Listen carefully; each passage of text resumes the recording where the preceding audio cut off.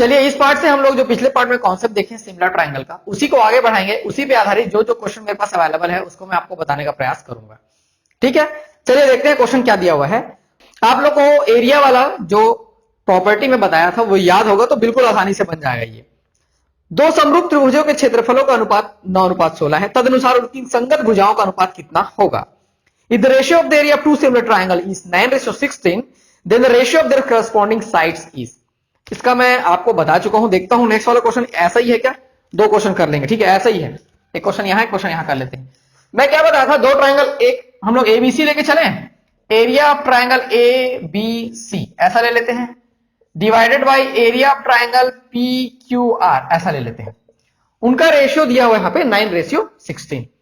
तो हम लोग जानते हैं इसका जो रिलेशन साइड से कैसा होता है। यदि संगत साइड्स को ले लेते हैं, ए बी ले लेते हैं, पी क्यू ले लेते हैं, ए बी और पी क्यू ये इसके स्क्वायर के बराबर हो, ऐसा कर लेंगे तो बराबर। ये प्रॉपर्टी मैं आपको बता चुका हूं और प्रॉपर्टी बताते समय बोला था कि ये बहुत ज्यादा इंपॉर्टेंट है। ठीक है, ये क्वेश्चन और इसके आगे वाले क्वेश्चन हम लोग अभी करेंगे। देखो तो क्या दिया हुआ है, क्षेत्रफलों का अनुपात 9:16 है। मैं यहां पे 9/16 ऐसा लिख लिया। हमको इन दोनों का रेशियो निकालना है, ये तो स्क्वायर है ना, हमको क्या निकालना है, A B ratio P Q निकालना है।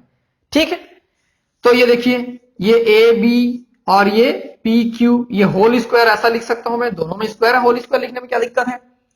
इसको इधर ट्रांसफर करेंगे, स्क्वायर रूटिंग बोथ साइड, तो ये 9/16 और ये ए बी पी क्यू ऐसा आ जाएगा।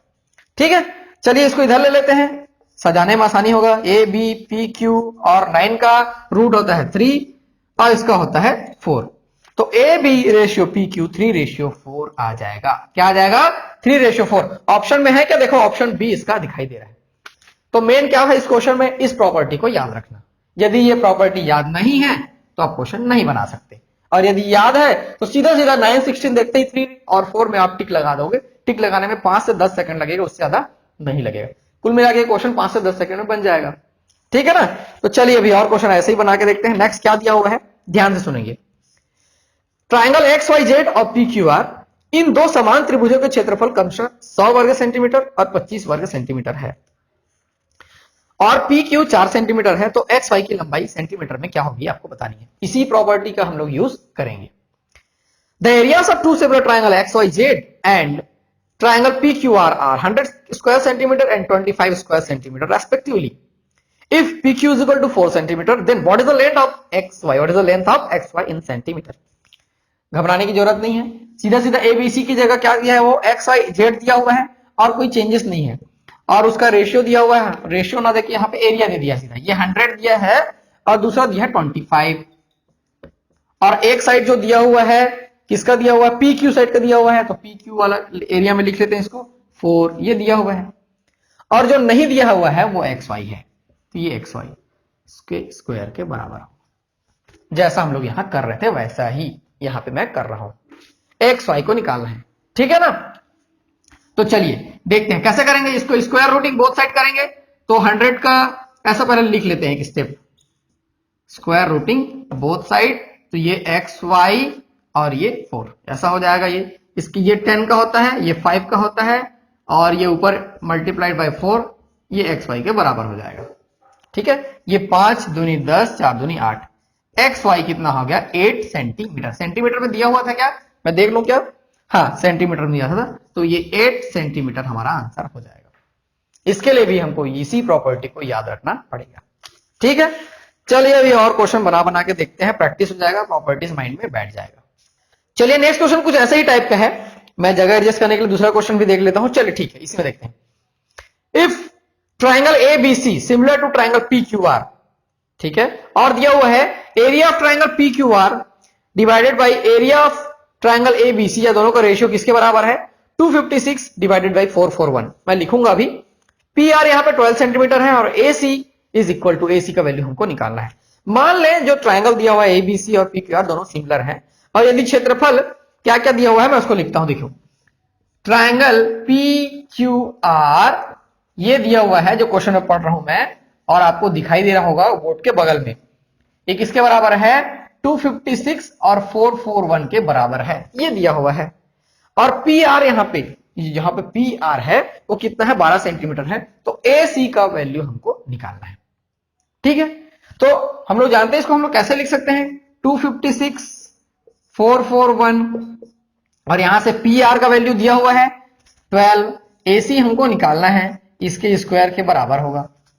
प्रॉपर्टीज तो सीधा सीधा यहां पे दिख रहा है, इसके बराबर होगा। वैसे ही करेंगे स्क्वायर रूटिंग बोथ साइड। तो दिक्कत क्या होता है, हमको 256 और 441 का स्क्वायर रूट याद नहीं रहता है, तो क्वेश्चन में थोड़ा सा दिक्कत हो सकता है, और यदि याद है तो कोई प्रॉब्लम नहीं होगी। ठीक है, तो चलिए देखते हैं। ये होता है 16 का और ये किसका होता है 21 का, इज इक्वल टू 12 अपॉन ए सी। इसको स्क्वायर रूट कर दिया, ये स्क्वायर यहां से हट गया, ये रूट हो गया। ठीक है, ए सी का वैल्यू, ए सी का वैल्यू क्या हो जाएगा, ए सी ऊपर जाएगा, ये 12 इंटू 21 डिवाइडेड बाई 16। ये 4 दिया 12, 4 चौके 16 हो जाता है।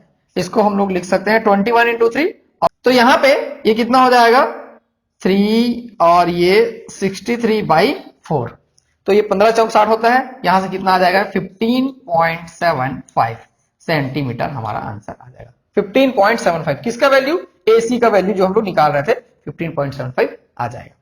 ठीक है, मैं क्वेश्चन यहां पे जगह बचा के इसलिए रखा हुआ हूं, नेक्स्ट क्वेश्चन भी छोटा सा है। यहां पे देखो, दो समान समकोण त्रिभुज LMN और OPQ की ऊंचाइयों का अनुपात 48 और 36 है। ऊंचाइयां दिया हुआ है, अनुपात नहीं है। OP is equal to 12 centimetre, तो LM क्या होगा, ड्रॉ कर लेंगे। छोटा छोटा बना लेता हूं मैं। देखो ये ऐसा है एक ट्रायंगल, और ये दूसरा ट्रायंगल, इसका दिया हुआ है LMN, ये LMN। ठीक है, और क्या दिया है OP और ये Q। ठीक है, यहां पे दोनों का जो हाइट है वो दिया है 48 और इधर 36 दिया हुआ है। हमको OP दिया हुआ है कितना 12 सेंटीमीटर, LM क्या होगा ये हमको निकालना है, LM क्या होगा। तो देखो ये सीधा सीधा क्या हो जाएंगे, सिमिलर हो जाएंगे, क्योंकि यहां समान समकोण दिया है, क्वेश्चन में दिया हुआ है the heights of two similar right angle triangle LMN and OPQ are 48 and 36 centimetre. If OP is equal to 12 centimetre then LM is, यहां पे डायरेक्ट दिया हुआ है, तो क्या हो जाएगा यहां से 48 डिवाइडेड बाय 36, सीधा सीधा उसी को लेते हैं, और यहां पे क्वेश्चन मार्क LM और इधर 12। ऐसा नहीं ले लेना है भाई, इधर का एक ले रहे हैं फिर इधर का एक ले रहे हैं, ऐसा नहीं करना है। यदि यहां से ले रहे हैं तो यहां से लेना है, यहां से ले रहे हैं तो यहां से लेना है, और जिसका शुरुआत कर रहे हैं उसी से शुरुआत करना है। ठीक है, यहां से LM का वैल्यू निकाल लेते हैं। LM कितना हो जाएगा 48 इंटू 12 डिवाइडेड बाई 36, 12 3 जा 36 और ये 16 3 48 होता है 16 सेंटीमीटर। कितना आ गया वैल्यू, LM का वैल्यू 16 सेंटीमीटर। यही हमारा आंसर हो जाएगा। ऑप्शन में है क्या, हाँ ऑप्शन ए दिखाई दे रहा है 16 सेंटीमीटर। बहुत इजी है, प्रॉपर्टीज माइंड में बैठते जा रहे हैं तो क्वेश्चन भी बनते चले जाएंगे। ठीक है, अभी और प्रैक्टिस करते हैं जब तक माइंड में न बैठ जाए। चलिए नेक्स्ट क्वेश्चन दिया हुआ है, यदि दो समत्रिभुजों की अनुरूप भुजाओं की लंबाइयों का अनुपात 2:3 है तो उनके अनुरूप शीर्ष लंबों का अनुपात क्या होगा। The respective sides of a two similar triangle are in the ratio of 2:3, then find out the ratio in its respective altitudes. देखो इस क्वेश्चन में ध्यान देने बात यह है कि क्या दिया हुआ है, दोनों का जो रेशियो दिया हुआ है 2:3 दिया हुआ है। ध्यान देंगे इस चीज को, 2:3 दिया हुआ है। ठीक है, उनके साइड्स के लेंथ में, और उसी का जो रेस्पेक्टिव हाइट होगा उसी का हमको क्या निकालना है, रेशियो निकालना है। ठीक है, यही क्वेश्चन में पूछा हुआ है, तो उनके अनुरूप शीर्ष लंबों का अनुपात क्या होगा। ऐसी स्थिति में यह सीधा सीधा उसी के बराबर हो जाएगा। मतलब वो जो शीर्ष लंब जो एल्टीट्यूड्स का जो रेशियो पूछ रहा है, रेस्पेक्टिव एल्टीट्यूड्स का, उसका भी रेशियो 2:3 हो जाएगा, डायरेक्ट होगा। इसका कोई और सॉल्यूशन नहीं है, आपको इसको पता होना चाहिए। ठीक है, चलिए देखते हैं नेक्स्ट क्वेश्चन, फिर से एरिया वाला है, उसको भी बना के देखते हैं। दो समान त्रिभुज ABC और DEF क्षेत्रफल क्रमशः 144 और 81 सेंटीमीटर है। यदि बड़े जो त्रिभुज है उसकी सबसे लंबी भुजा 36 सेंटीमीटर है, तो समान DEF की सबसे लंबी भुजा कितनी होगी। The area of two similar triangle ABC and DEF are 144 centimeter square and 81 centimeter square respectively. If the largest side of triangle ABC is 30 centimeter, then what will be the largest side of DEF? दोनों का जो बड़ा बड़ा है वो आपको बताना है। तो जो दोनों होगा वो क्या हो जाएगा, सीधा सीधा रेशियो में बराबर हो जाएगा। जैसे हम लोग कर रहे थे area of triangle A B C, area of triangle D E F दिया हुआ है ना, ठीक है, जो भी दिया हुआ हो किसके बराबर हो जाएगा। मान लो लार्जेस्ट वाला यहां पे लेके चलते हैं, ए बी लेके चलते हैं, ये ए बी है तो ये डी ई हो जाएगा, दोनों का स्क्वायर जो है ऐसा इक्वल हो जाएगा। ठीक है, यहां पे क्या दिया हुआ है, 144 दिया हुआ है, ये 144, ये 81, और यहां से ए बी मान के चलते हैं 36, यही है, ये 36 स्क्वायर, और डीई हमको निकालना है, डीई हमको निकालना है, तो उसमें कोई दिक्कत वाली बात नहीं है। ये किसका कितना हो जाएगा 12, और ये 9 स्क्वायर रूटिंग बोथ साइड, ठीक है। और यहां से कैसे कर लेंगे, डीई है तो पहले तो लिख लेते हैं, चलिए 36 by DE, square rooting both side किया हूं तो ये स्क्वायर हट गया है, तो डीई का वैल्यू क्या हो जाएगा, यहां से डीई का वैल्यू क्या हो जाएगा 36 इंटू 9 डिवाइडेड बाई 12, तो 12 3 जा 36, 9 3 जा 27, ये हो जाएगा 27 सेंटीमीटर। ये इसका आंसर हो जाएगा। ऑप्शन में दिया है क्या, हाँ ऑप्शन सी दिखाई दे रहा है 27 सेंटीमीटर। चलिए नेक्स्ट क्वेश्चन देखेंगे। अच्छा है, लॉजिकल क्वेश्चन है, ध्यान से समझेंगे फिर बनाने का प्रयास करेंगे। यहां पे ट्राइंगल पी क्यू आर दिया है जिसमें एंगल आर 54 डिग्री, बिंदु एस से पी क्यू का समद्विभाजक लंब क्यू आर से बिंदु टी पर मिलता है। क्वेश्चन में जब ड्रॉ करूंगा, डायग्राम ड्रॉ करूंगा तो बिल्कुल समझ में आ जाएगा, इसमें कोई प्रॉब्लम नहीं होगा। T P R is equal to 46 degree दिया हुआ है, तो पी क्यू आर का मान क्या होगा आपको बताना है। ठीक है, in triangle P Q are, देखो मैं पी क्यू आर ड्रॉ कर लेता हूं। ट्राइंगल पी क्यू आर दिया हुआ है तो हम लोग ट्राइंगल पी क्यू आर बना लेते हैं, उसके बाद फिर आगे बढ़ेंगे। एग्जाम में ये नहीं दिया रहेगा, आपको खुद बनाना है। देखो क्या दिया हुआ है, बिंदु एस से पी क्यू का समद्विभाजक लंब, मतलब ये पी क्यू है, the perpendicular bisector of P Q. देखो इसका परपेंडिकुलर बाइसेक्टर कुछ ऐसा रहेगा, ठीक है, ये हम लोग ऐसा कर लेते हैं, यहां पे ऐसा मिलता है, ये बता रहा है। ठीक है, ये परपेंडिकुलर बाइसेक्टर है, मतलब ये 90 डिग्री हो जाएगा, और इसका पॉइंट क्या दिया हुआ है एस, ये हो जाएगा टी, टी पर मिलता है। ठीक है, मिड सेट, और इसको मैं ऐसा जोड़ लेता हूं, सॉरी ये गलत हो गया, इसको जोड़ लेते हैं, आगे हमको क्वेश्चन करने में आसानी होगी। ये ऐसा हो गया, ठीक है, ये 90 डिग्री जैसा दिख तो रहा है लेकिन 90 डिग्री नहीं है। ठीक, अब आगे क्या बोल रहा है, देखो यहां पे दिया हुआ है एंगल टीपीआर, टीपीआर ये 46 डिग्री है, क्वेश्चन में जितना दिया मैं लिखते जा रहा हूं, ठीक है, और एंगल आर यहां पे 54 डिग्री है, ये तो दिया हुआ है, एंगल आर 54 डिग्री है, इतना दिया हुआ है। हमको वैल्यू निकालना है angle P Q are, P Q are मतलब इसका वैल्यू हमको निकालना है। ठीक, तो देखेंगे इसमें कैसे इसको निकालना है, बहुत आसान है ये। यदि हमको ये पता होता तो हम लोग इसको डायरेक्टली निकाल लेते, लेकिन ये नहीं पता है। ठीक है, अभी देखो ध्यान से, ये 54 है, ये 46 है, तो ये सबसे पहले हम निकाल सकते हैं इस ट्रायंगल में। ठीक है, कितना हो जाएगा 180 माइनस 46 प्लस 54, ये वाला एंगल हो जाएगा। ठीक है, ये देखो 180 माइनस ये कितना हो जाएगा 100, कुल मिला के ये आ गया 80, तो ये जो है हम लोग अभी निकाले हैं, ये आ गया 80 डिग्री। कितना आ गया 80 डिग्री, इस चीज को ध्यान देना है। ठीक, बहुत ध्यान से। अभी देखिए आगे इस ट्राइंगल में, triangle P S T and triangle ये देखो क्यू एस टी, इस ट्राइंगल में देखो, ये वाला ट्राइंगल में, ये वाला ट्राइंगल, ध्यान से देखना है। ठीक है, क्या है यहां पर, ये जो एंगल है कौन कौन सा, ये वाला, सॉरी ये जो 90 डिग्री है, और ये साइड है, और ये बाइसेक्टर है, बोल रहा है ये परपेंडिकुलर बाइसेक्टर, मतलब कि ये जो साइड है, ये जो साइड है इक्वल हो जाएगा, इक्वल हो जाएगा। यानी कि मैं ऐसा लिख सकता हूं Q S is equal to S P, ये लिख सकता हूं इसको, Q S is equal to S P. ध्यान से देखेंगे मैं क्या करने की कोशिश कर रहा हूं। उसके बाद ये एंगल जो है इक्वल है, angle Q S T is equal to angle T S P, मतलब ये दोनों क्या है 90 डिग्री है, ये इक्वल है। ठीक है, और ये जो साइड है ये दोनों में है, इस ट्रायंगल में भी है, इस ट्रायंगल में भी है, तो ये भी इक्वल होगा, S T is equal to S T, common side equal हो जाएगा। यानी कि ये साइड इक्वल है, ये एक एंगल इक्वल है, फिर से एक साइड इक्वल है, side angle side, side angle side. उस तरह से ये सिमिलर ट्रायंगल भी हो जाएगा, कॉन्ग्रुएंट ट्रायंगल दोनों हो जाएगा, उसमें कोई दिक्कत नहीं है। साइड एंगल साइड हो जाएगा, ये साइड एंगल साइड, तो ये दोनों हो गए अब सिमिलर ट्रायंगल। इसलिए इसका जो एंगल बच जाएगा, ये जो एंगल क्यू है ये जो एंगल P है, क्योंकि देखो मैं क्या लिखा हूं PQ, ये दोनों भी क्या हो जाएंगे इक्वल हो जाएंगे। Angle P is equal to angle Q। P मतलब इसकी बात कर रहा हूं मैं, ठीक है, कंफ्यूज नहीं होना उसमें, मैं इसकी बात कर रहा हूं, ठीक है। ये दोनों क्या हो जाएंगे इक्वल हो जाएंगे। अभी देखो ये दोनों एंगल इक्वल हो गए, सेटिस्फाई हो गए। ये 80 डिग्री है और ये इस ट्राइंगल का बहिष्कोण है, एक्सटीरियर एंगल है। इस ट्राइंगल का क्या है, वो एक्सटीरियर एंगल है, यानी कि इन दोनों का एडिशन किसके बराबर होगा, 80 के बराबर होगा। और दोनों के दोनों इक्वल हैं, मतलब दोनों कितने हो जाएंगे 40 एंड 40, दोनों कितने हो जाएंगे 40, तब दोनों का एडिशन क्या हो जाएगा 80 हो जाएगा।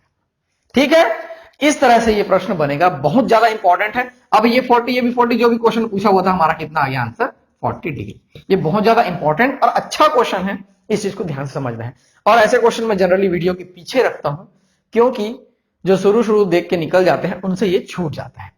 अच्छी बात है, कोई दिक्कत नहीं है, ठीक है। जो लास्ट तक बने रहते हैं उनको वैल्यूएबल चीज में देने की कोशिश करता हूं।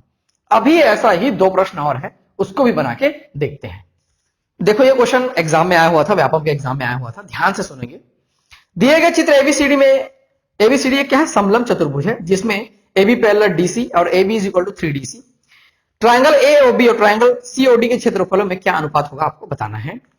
इन the given figure ABCD is trapezium in which AB parallel to DC and AB is equal to 3DC. Find out the ratio in the areas of triangle AOB and triangle COD. देखेंगे ध्यान से, मैं पहले draw कर लेता हूं। ये question आया हुआ था, बहुत इंपॉर्टेंट क्वेश्चन है।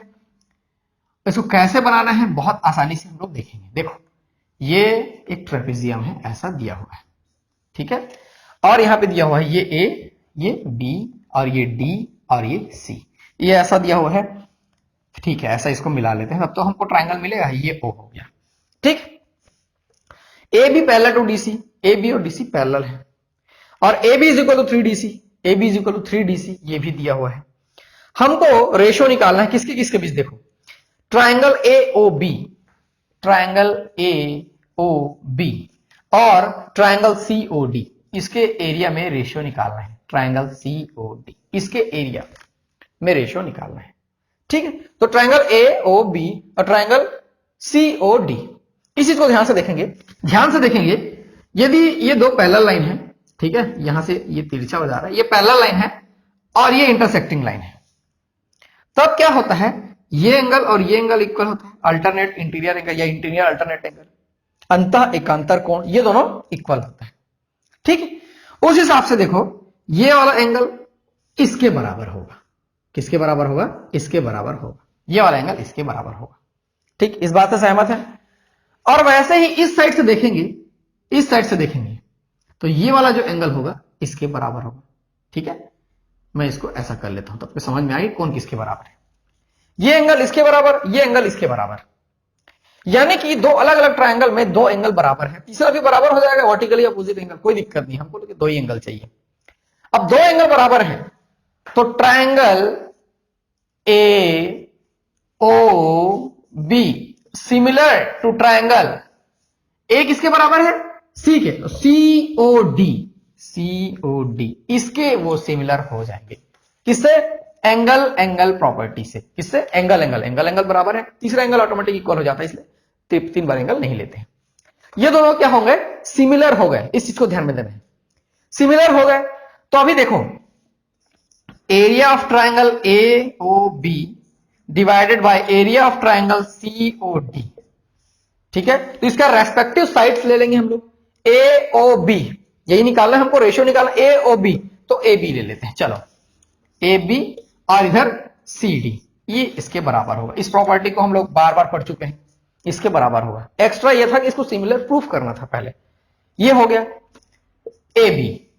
AB इज इक्वल टू क्या दिया हुआ है क्वेश्चन में, ध्यान से देखेंगे, 3DC, ये दिया हुआ है, AB is equal to 3DC, ये क्वेश्चन में दिया हुआ है, ध्यान से। तो AB की जगह में रख लिया 3DC और ये DC का DC और ये स्क्वायर, DC कैंसल, DC और DC कैंसल, तो क्या हो जाएगा ये 3 स्क्वायर, तो 9:1, क्या आ जाएगा यहां से 9:1, और यही हमारा आंसर हो जाएगा। देखो ऑप्शन फर्स्ट दिया हुआ है 9:1, 1:9 भी दिया हुआ है, लेकिन पहले ट्राइंगल AOB को लेना है, तो उस हिसाब से 9:1 हमारा आंसर हो जाएगा। तो ये बहुत अच्छे लेवल का एक क्वेश्चन था। ऐसे क्वेश्चन आपसे बनने चाहिए। सिमिलर ट्रायंगल में जो सिंपल इस प्रॉपर्टी को यूज कर सकते हैं, लेकिन पहले इसको भी आपको प्रूफ करना पड़ेगा कि ऐसा ऐसा हो रहा है।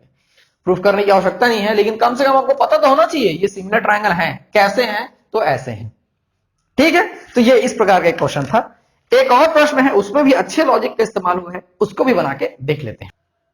चलिए नेक्स्ट एक इंपॉर्टेंट, इंटरेस्टिंग और लॉजिकल क्वेश्चन देखेंगे। दी गई आकृतियों में ट्रायंगल एबीसी और ट्रायंगल पीक्यूआर की भुजाओं की लंबाई दी गई है। दोनों दिया हुआ है क्वेश्चन में। ठीक है, एक समान यूनिट है, मान लो सेंटीमीटर है तो वो भी सेंटीमीटर है। एंगल ए और एंगल बी भी दिए गए हैं। एंगल पी का मान क्या होगा आपको बताना है। ठीक है, ध्यान से पहले ड्रॉ करूंगा। In the given figure the length of sides of triangle ABC and PQ R given and they are given in the same units. Also angle A and angle B are given. The value of angle P is. देखो मैं पहले draw कर लेता हूं। ठीक है, जल्दी जल्दी पढ़ने का उद्देश्य ये था कि हमको डायग्राम में ज्यादा समय बिताना है। ठीक है, ये ट्रायंगल दिया हुआ है और ये ऐसा दिया हुआ है। चलो ठीक है, ये ट्रायंगल दिया हुआ है ए बी सी, ये 3.8 है। देखो ध्यान से ना, ये सब सेंटीमीटर में 3 पॉइंट या सब सेम यूनिट में है। ये 60 डिग्री है, ये क्वेश्चन में आपको मिलेगा। ये 80 डिग्री है, ये 6 है, ये 3√3 है। ठीक है, ये 6√3 है, ये 12 है, ये P है, ये R है, ये O है। हमको वैल्यू निकालना है एंगल P का, इसका वैल्यू निकालना है, इसका वैल्यू निकालना है ध्यान से। ठीक है, तो इसमें हम लोग कैसे करेंगे। देखो मैं ये वाले ट्रायंगल को, ठीक है, ये वाले ट्रायंगल को फिर से एक अलग तरीके से ड्रॉ कर रहा हूं। P पॉइंट को, सॉरी इस वाले ट्रायंगल को ड्रॉ कर रहा हूं। देखो इस वाले ट्रायंगल को, तो या वो भी है, वो कोई दिक्कत नहीं है। ये ऐसा हो जाएगा P। ठीक है, ध्यान से देखना ना, इसी में सॉल्यूशन है। P, ये O, इसको बड़ा करके मैं ड्रॉ कर रहा हूं। ठीक है, जैसा भी हो, ये ऐसा हो गया, ये R। तो ये 12 है, कितना है ये 12 है, और ये 6√3 है। 12 है और 6√3 है। ठीक, अभी देखो यहां पे कितना है, ये BC 6 है।